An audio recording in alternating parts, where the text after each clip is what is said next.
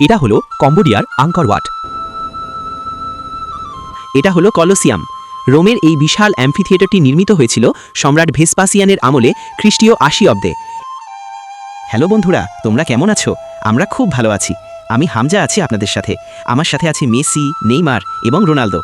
বন্ধুরা, আজ আমরা কয়েকটি ঐতিহাসিক স্থানে যাব, সেগুলো সম্পর্কে বলবো। তোমরা আমাদের সাথেই থাকো।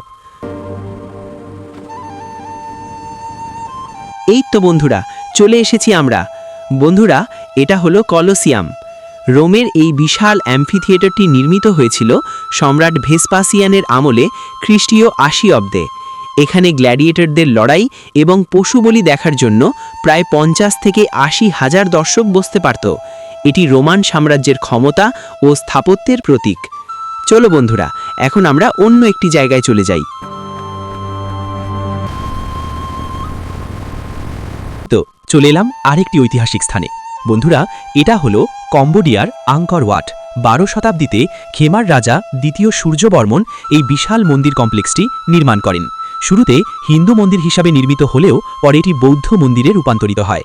এটি বিশ্বের বৃহত্তম ধর্মীয় স্থাপনা এবং খেমার সাম্রাজ্যের স্বর্ণালী সময়ের সাক্ষী। বন্ধুরা, তাহলে চলো এবার আমরা আরেকটি জায়গায় চলে যাই। বন্ধুরা, এটা হলো চীনের মহাপ্রাচীর। বহিরাগত শত্রুর আক্রমণ থেকে রক্ষা পেতে চীনের উত্তর সীমান্ত জুড়ে এই বিশাল প্রাচীর গড়ে তোলা হয়। কয়েক শ বছর ধরে বিভিন্ন রাজবংশের আমলে এটি নির্মিত ও সংস্কার করা হয়েছে। এর দৈর্ঘ্য ২১,১৯৬ কিলোমিটারেরও বেশি, যা মানুষের দ্বারা সৃষ্ট দীর্ঘতম কাঠামো। এটা হলো মিশরের ঐতিহাসিক সেই পিরামিড। এটি প্রাচীন বিশ্বের সপ্তম আশ্চর্যের মধ্যে একমাত্র নিদর্শন, যা আজও টিকে আছে। প্রায় ৪৫০০ বছর আগে ফারাও সম্রাট খুফুর সমাধি হিসেবে এটি নির্মিত হয়েছিল। পাথর দিয়ে তৈরি এই বিশাল কাঠামো প্রাচীন মিশরীয়দের গাণিতিক ও প্রকৌশল বিদ্যার এক অনন্য প্রমাণ। বন্ধুরা, এবার চলো আমরা অন্য জায়গায় যাই। বন্ধুরা, এটা হলো ভারতের তাজমহল। মুঘল সম্রাট শাহজাহান তার প্রিয়তমা স্ত্রী মমতাজ মহলের স্মৃতি রক্ষার্থে ১৬৩২ সালে যমুনা নদীর তীরে এই সাদা মার্বেলের সমাধিটি নির্মাণ শুরু করেন।